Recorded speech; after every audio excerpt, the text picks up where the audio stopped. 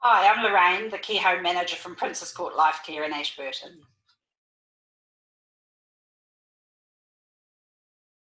If you're looking for permanent care, there's a few things that I tell people. One of them is that it's not necessarily, you can have a big flash, beautiful dementia home, but the bricks and mortar do not look after you. It's the care staff inside that facility that look after you.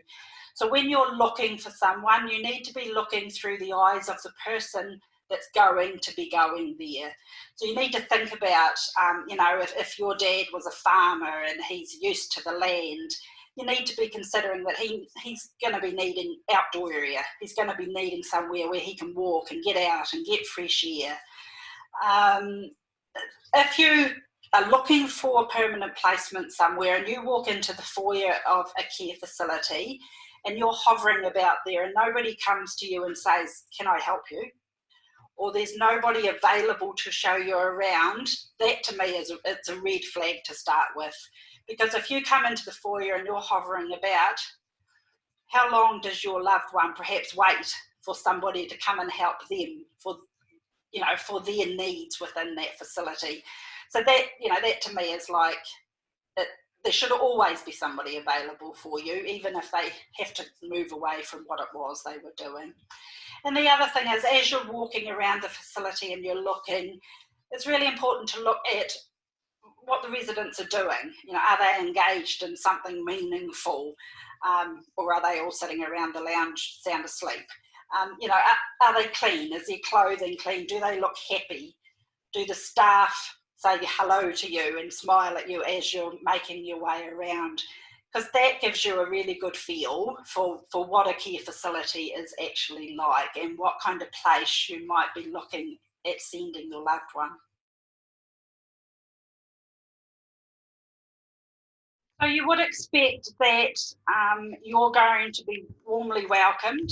When we admit somebody into dementia care, we don't just admit the person that's coming to live at the home. We admit the family, because the family they are the spokesperson for that person. They are the advocates for their mum or their dad or their grandma, granddad. So the whole family becomes a part of that admission process. You would expect that people are available to you and that you're constantly kept up to date with anything that's happening. So, it may be as simple as a little skin tear on the hand. Every minor incident that happens at the care facility, families should be made aware of what is happening with their loved one, kept up to date with GP reviews. Anything that's happening should always be reported back. It's a difficult time to put somebody into care.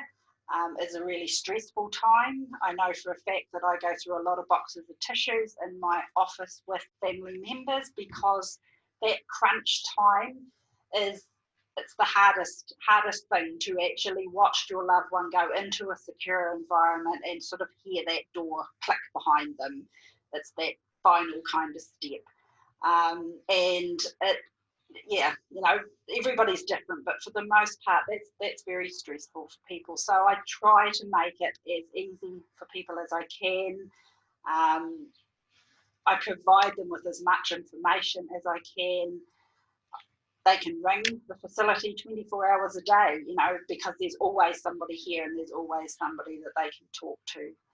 But it is really important, I think, being open and honest about everything that's going on, being available to people is one of the really important things.